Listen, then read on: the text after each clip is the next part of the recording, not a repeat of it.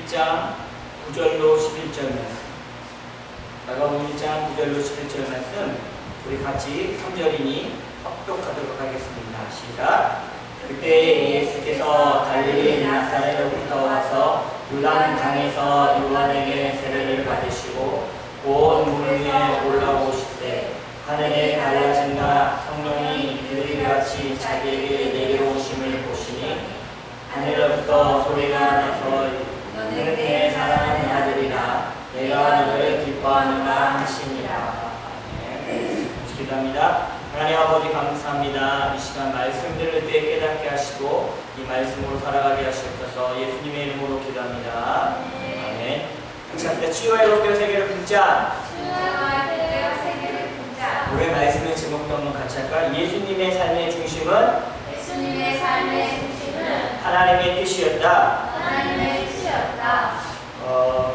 우리 삶의 중심에 무엇이 있는지 어떻게 알 수 있겠습니까? 확인하는 방법은 내가 가장 많이 생각하는 것, 그리고 내가 가장 많이 돈을 쓰는 것, 그리고 내가 가장 많이 시간을 쓰는 것이 우리 삶의 중심에, 내 마음의 중심에 그것이 있다는 겁니다. 여러분 요즘 가장 많이 생각하고 시간을 많이 쓰고 돈을 많이 쓰는 것이 무엇입니까? 우리의 삶은 예수님을 닮아가는 삶이 되어야 됩니다. 그래서 예수님을 닮아가자. 이것을 믿음이라고 합니다. 예수님을 닮아가는 것이 믿음이라는 거죠. 신앙생활은 예수님을 따라가는 겁니다. 그래서 예수님이 나를 따라오너라 내가 너희를 선한 나무 어부가 되게 하리라 라고 말씀하셨잖아요. 결국 예수님을 닮는 삶을 살아야 된다는 것을 얘기하고 있습니다. 로마서 8장 29절을 한번 같이 읽을까요? 이 우리말 성경까지 같이 읽겠습니다. 시작. 하나님이 미리 예신 자들을 또한 그 아들의 형상을 본받게 하기 위하여 미리 정하셨으니 이는 그로 많은 형제 중에서 맏아들이 되게 하려 하십니다. 우리말 성경을 읽어볼까요? 하나님께서는 미리 하신 사람을 자기 아들의 형상을 닮게 하려고 또한 미리 정하셨습니다. 이는 그 아들이 많은 형제들 가운데 맏아들이 되게 하려는 것입니다. 로마서 8장 19절에도 그리고 에베소 5장 1절에도 동일하게 나오는지 한번 읽읍시다. 시작. 그러므로 사랑을 받는 자녀같이 너희는 하나님을 본받는 자가 되고 우리말 성경 여러분은 하나님의 사랑을 받는 자답게 하나님을 닮으십시오. 다시 말하면 믿음이라는 것은 예수님을 닮아가는 것, 이것이 믿음이라는 겁니다. 그래서 자녀는 부모를 닮고 닮아갑니다. 우리는 하나님의 자녀입니다. 그러므로 또 우리는 하나님을 닮고 주님을 닮아가야 된다는 겁니다. 그러면 우리가 어떻게 예수님을 닮아가려면 예수님이 어떻게 사셨는지를 알아야 됩니다. 예수님은 사역을 시작하면서 가장 먼저 하십니다. 오늘 마가복음의 말씀을 보니까 먼저 세례 요한을 찾아갔다는 겁니다. 그래서 요단강에서 세례를 받으셨다는 겁니다. 왜 그러셨을까요? 오늘 본문이 바로 예수님의 삶의 방향과 그분의 중심에 무엇을 두고 있는지 그리고 어떻게 행동했는지를 알게 해줍니다. 9절을 보니까 갈릴리 나사렛에서 요단강까지 오셔서 세례 요한에게 세례를 받으시는 장면이 오늘 나오고 있습니다. 여러분 거리로는 약 120km입니다. 그 시절엔 걸어왔죠. 이 120km를 걸어오려면 3, 4일이 걸립니다. 7절과 8절을 보면 세례 요한의 고백이 나옵니다.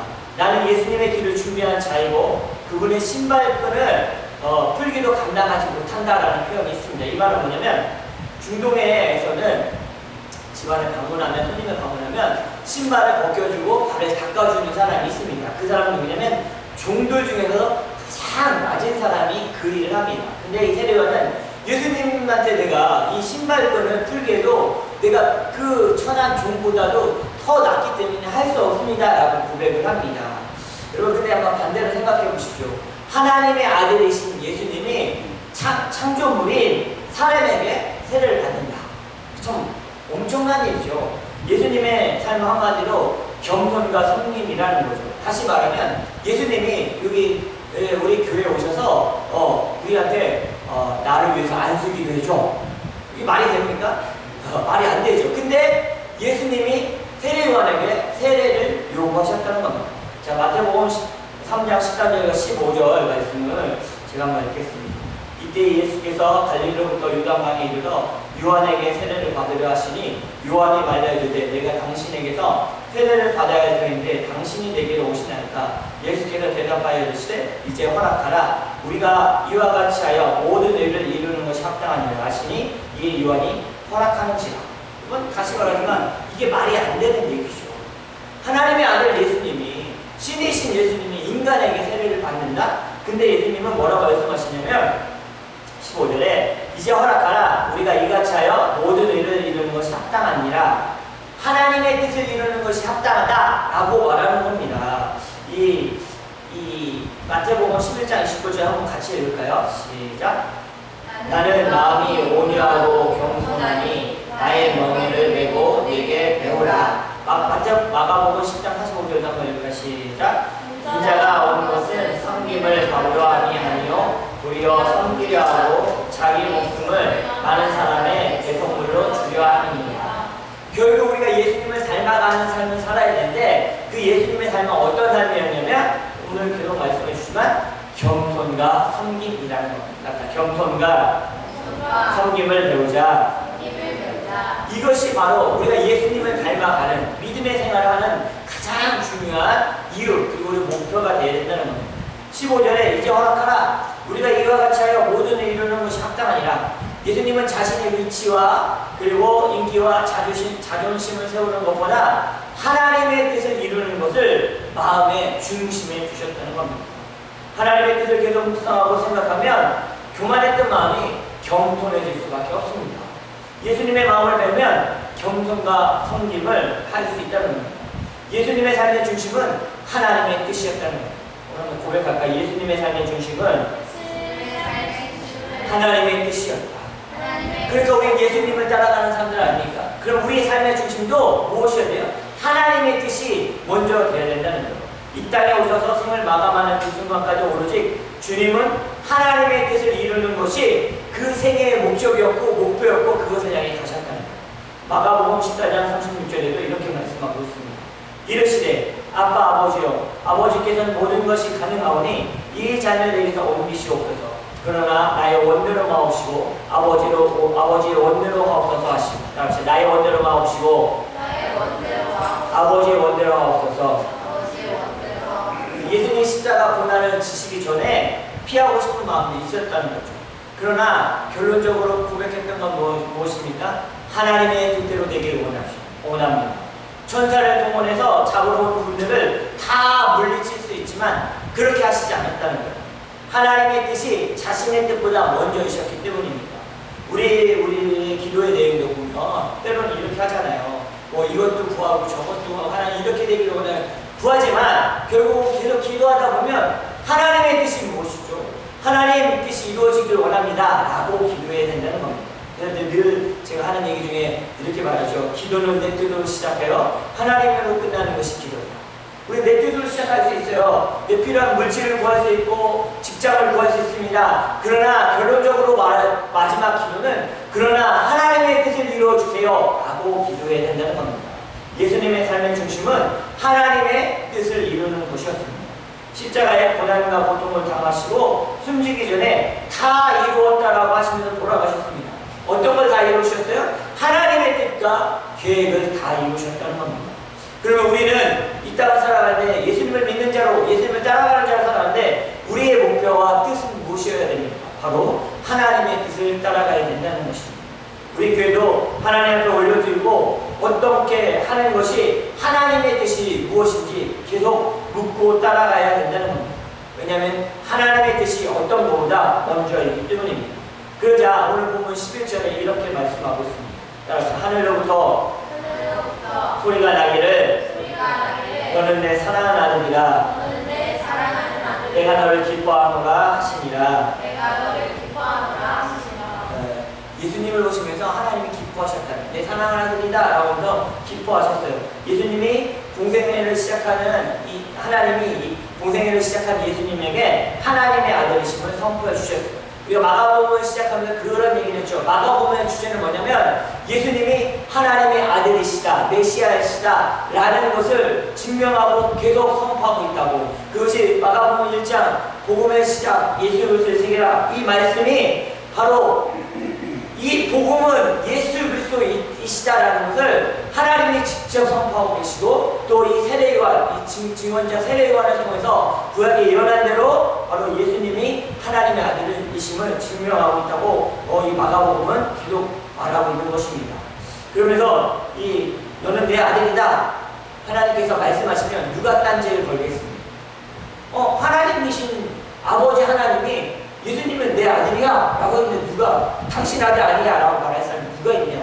그렇기 때문에 하나님이 직접 예수님이 하나님의 아들이심을 11절에 큰 하늘로부터 소리가 나서 이 선포를 해주고 계신 겁니다. 그러면 우리는 어떻게 살아가야 됩니까?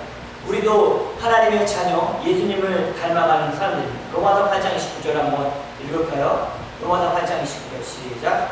하나님이 미리 하신 자들을 또한 그 아들과 상을 본받게 하기 위하여 미리 정하셨으니 이는 그로 많은 형제들 중에 맏아들이 되게 하려 하십니다. 예수님이 맏아들이 되게 하시고, 예수님이 맏아들이 됐으니까 우리는 그 다음에 아들로서 하나님의 자녀로서 살아가야 된다. 여러분, 하나님이 우리를 선택하셨습니다. 맞습니까? 그분을 본받게 하시려고 선택하고 부르셨다는 거예요. 예수님의 삶의 중심에는 하나님의 뜻이 있었어요. 그렇다면 우리의 삶의 중심에 누가 있어야 돼요? 하나님의 뜻이 있어야 된다는 거예요. 여러분의 삶의 중심에 인생에 성공하는 거, 자녀가 잘 되는 거, 행복하는 거, 좋은 집 좋은 차 타는 거, 네, 좋습니다. 그러나 그것들이 삶의 최우선, 제일 위에 있을 수는 없다는 거예요. 우리의 삶의 우선순위는 하나님의 뜻을 이루는 것입니다. 그래서 우리 삶의 우선순위는 하나님의 뜻을 이루는 것이다. 우리가 하나님께 맡기고 하나님의 뜻을 위해 살아가면 하나님이 우리의 삶을 지키시고 보장해 주십니다. 그래서 저도 영주권 받을 때 기도 많이 하고 할 수 없는 조건과 상황이었습니다. 어렵게 받았습니다. 여기서 살면서 목회 사역을 해야 되니까 하나님이 허락하셨습니다. 근데 만약에 하나님께서 야, 그 영주권 받냐 고생했지, 그런데 너 딴 데로 가 라고 하면 쉽지 않잖아요. 이걸 위해서 몇 년을 기도하고 이렇게 어렵게 받고 교회를 개척하고 이랬는데 갑자기 하나님이 다른 데로 가. 그러면 영주권도 버려야 되고 익숙한 삶의 현장도 버려야 되고 친구 동료들도 떠나야 되고 뭐 이런 것들을 떠나야 되잖아요.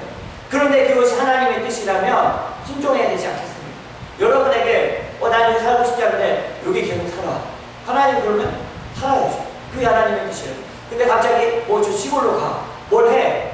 하나님의 뜻이 거기 있다면 내가 여기서 돈도 잘 벌고 있고 직장도 잘 다니고 있고 학교도 잘하고 있지만 하나님이 그쪽에 있다면 그것을 해야 된다는 겁니다. 왜? 우리 삶의 중심에는 내 뜻이 먼저가 아니라 하나님의 뜻이 먼저이기 때문입니다. 그리고 예전에 신앙의 선배들이 그런 얘기 하시더라고요. 남자는 군대를 가봐야 신앙을 알고 여자는 시집을 가봐야 믿음을 알 수 있다. 그런 거. 믿음이 환경에 의해서 변하는 것은 아닌데 환경 때문에 이게 갈등할 때가 좀 있더라고요. 군대 가면 이 고참님의 몽둥이가 무서워서 내 신앙을 저버릴 때도 많잖아요. 시집 가면 시집 식구들 가정생활 때문에 믿음을 떠날 때가 많이 있다는 거예요. 내 삶의 믿음의 행동이 연애가 시작되고 변한다면, 이사했다고 변한다면, 새 학기라고 변한다면, 나이가 먹었다고 변한다면 그 마음의 중심에 하나님이 먼저가 아니죠. 그 중심에 먼저 돈이 있고 그 중심에 먼저 성공이 있고 그 중심에 먼저 편함이 있고 먼저 자기 생각이 있으면 하나님의 뜻을 못 따라간다는 것입니다. 우리는 예수님이 그랬듯이 하나님의 뜻을 이루기 위해 살아가야 된다는 겁니다. 모든 행동과 말이 그리고 결정이 선택이 하나님의 뜻이 무엇인지, 그 하나님이 원하시는 것이 무엇인지 그것에 의해서 결정되어지고 선택되어지고 따라가야 될 줄 믿습니다. 우리 교회는 하나님의 뜻을 이루며 가는 교회 되기를 원합니다. 끊임없이 물어야 돼요. 왜? 잘 모르잖아요. 하나님이 짜잔 하고 보이시면 되는 거, 하나님 어떻게 해야 돼요? 라고 물 수 있지만 우리 눈에 안 보이니까 우리가 기도로 물어봐요. 하나님 뜻이 뭐예요? 어떻게 해야 돼요? 우리 교회가 어떻게 따라가야 돼요? 뭘 선택해야 돼요? 우리 가정이 어떤 걸 해야 돼요? 내 미래는 어떻게 해야 돼요? 여러분, 계속 물으면 어느 순간에 하나님이 우리 마음 가운데 말씀해 주시고 깨닫게 하시고 사람을 만나게 하시고 환경을 열어주실 줄 믿습니다. 예수님은 그러셨다. 자기가 더 높다. 내가 하나님의 아들인데 세례가 일로와 무릎 꿇어 내가 세례 줄게 하는 게 아니라 하나님의 뜻을 이루기 위해서 하나님의 의를 이루기 위해서 내가 세례 받겠다는 겸손한 마음이 있지 않았습니까? 우리도 경륜과 섬김으로 하나님의 뜻을 이루는 저와 여러분에게 예수님의 이름으로 축복합니다. 그래서 우리가 환경을 보면 내 뜻대로 하기 시작한다. 그러나 하나님의 뜻을 보면 내 뜻이 아니라 순종하게 되었다는 겁니다. 하나님께 무엇을 먹을까요? 어떤 직장을 가야 되나요? 어디를 이사 가야 되나요? 이런 것들을 물어보십시오. 좀 유치한 것 같지만 일일이 물어봐요. 우리가 연습을 해야 되잖아요. 신앙도 연습해야 돼요.